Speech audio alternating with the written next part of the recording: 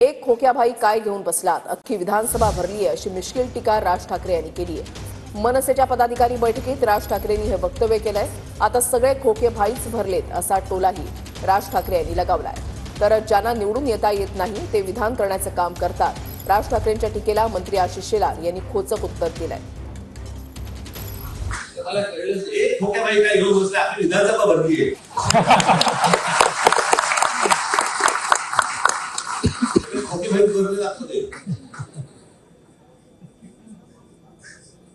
मूळ विषय राहतात बाजूला, बाकीच्या सगळ्या गोष्टी तुम्हाला भेटून टाकले जात आहेत।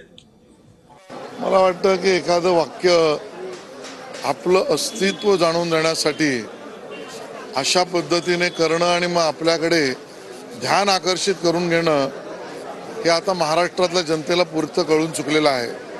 महाराष्ट्राच्या विधानसभेमध्ये निवडून दिलेले जनतेच्या समर्थनार्थ ज्यांनी काम केलं अशांना लोकांनी निवडून दिलेलं आहे।